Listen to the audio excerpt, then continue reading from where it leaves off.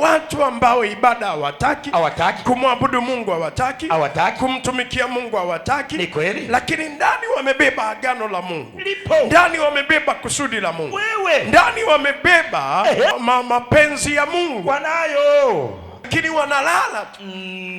Kuna watu wana vipaji vikubwa hapa. Hawataki kutumika. Kabisa.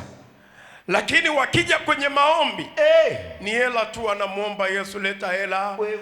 Yesu leta cheo. Yesu leta kazi. Yesu leta magari. Yesu leta nyumba. Yesu nipe mume. Na wanawake wengi wanaolilia kuolewa wanataka wa relax, kwa sababu wanajua, kwa sababu wengi wanakuja wanalalamika, mume hana kazi, mimi naona bora ndoa ife. Sasa ndoa ife, kwani wewe ulivyofunga mlio hapa nini? Si kwa mateso na raha. Ndio. Kwa maskini na ufukara. Tulia hapo upigwe umaskini. Hapo. Yes. Wamama oi. Wanawake oi. Tulia hapo.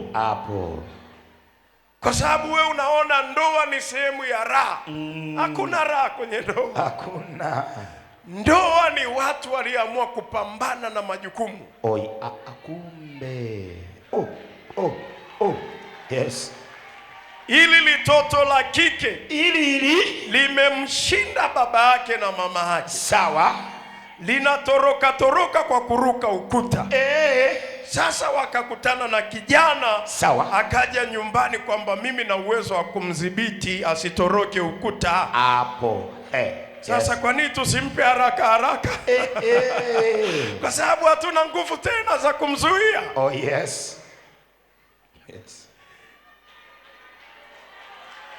Hili kijana limekuwa. Ndio. Lina ubishi, limedekezwa na mama yake. Sawa. Limedekezwa na baba yake. Ni toto la kwanza. Ndio. Linaitwa majina bahati. Nini majina yale tu. Yes. Ya kudekezwa. Yes. Sema amina ya radi. Amina. Kila kitu linaita mama. Kila kitu. Baba lina miaka 40. Mke anamuuliza vipi haya ada ya watoto? Ngoja niongee na mama.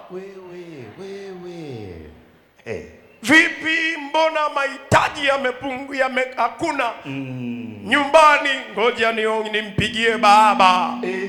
Baba. Baba na umri huu. Ni kama mzee mmoja alikuja hapa.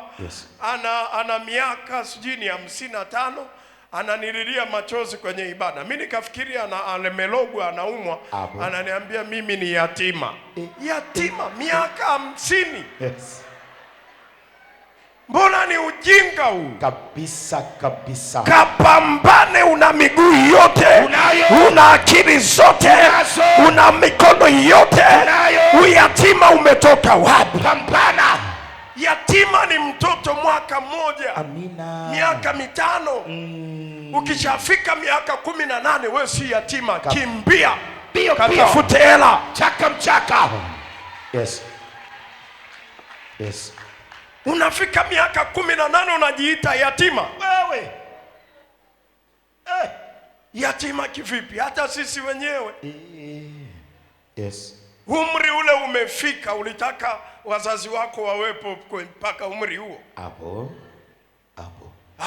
Mi yatima nini? Nikamwambia mzee, kuna mizimu inakutesa. Yes. Tena ni ya omba na ya kudekezwa. Unataka we mpaka umri miaka 18 bado unategemea. Sisi shughuli zetu kama wazazi ni kukusomesha na kujifunza kujitambua.